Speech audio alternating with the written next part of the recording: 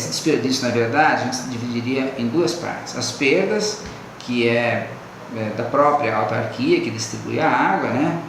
E o uso racional por parte dos habitantes da cidade, que podem fazer economias pontuais, como, por exemplo, quem mora em prédios, edifícios, né?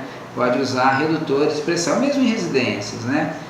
Redutores de pressão que economizam, segundo as estatísticas, até 30% da água, em alguns casos até 50% em edifícios, porque a água chega com uma pressão muito grande. Então, se você deixa uma torneira que tem uma alta pressão 1 minuto aberta, vamos dizer que jorra ali 20 litros d'água.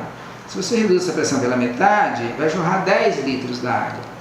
Então, com uma atitude muito simples, você consegue reduzir o consumo. E esses redutores são encontrados em? Se encontra no mercado, né? Isso em lojas de materiais de construção. Você consegue, são pecinhas plásticas de fácil instalação, você desconecta a torneira, coloca isso entre a torneira e o cano e você consegue essa redução de pressão, consequentemente a redução do consumo, né? E o consumo, e o reuso direto dentro da própria residência, do próprio apartamento. Você usar a água, por exemplo, da máquina de lavar na descarga do banheiro. A água, muitas vezes, do chuveiro, que você consegue acumular em balde, uma bacia, uma banheira, reusar essa água para a descarga do banheiro também. Então, isso nós chamamos de reuso direto. Isso dá uma economia significativa.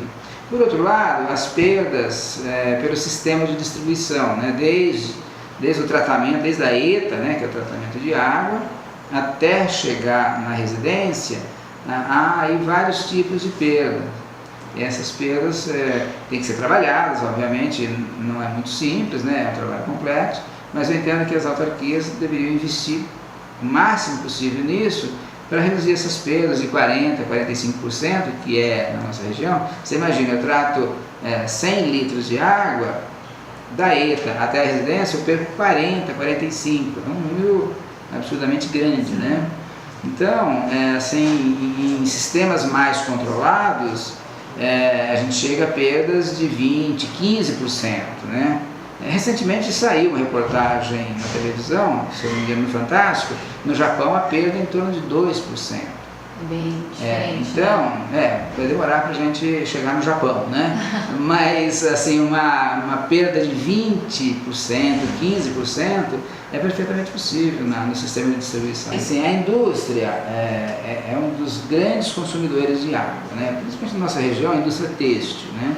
Então, eu acho que tem que haver um esforço para que se reutilize a água na medida do possível, dentro de cada indústria, dentro de cada processo, né? Ou 20%, ou 40%, ou 60%, esses percentuais são fáceis de alcançar dentro de uma tinturaria, por exemplo, que que tem um efluente bastante ruim, vamos dizer assim, de ser reutilizado, mas a gente consegue.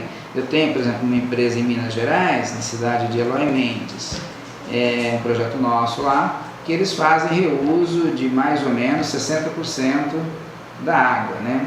Eles extraem água de poço para utilizar na indústria, mas, como a gente sabe, lá também, Minas Gerais, não é muito longe daqui, eles também sofrem com essa crise hídrica e o poço não consegue atender. Então, através de um projeto que nós implantamos, eles conseguem reutilizar em torno de 60% do efluente da própria indústria. Então, ao invés de ele captar 100 do poço, ele passa a captar 40.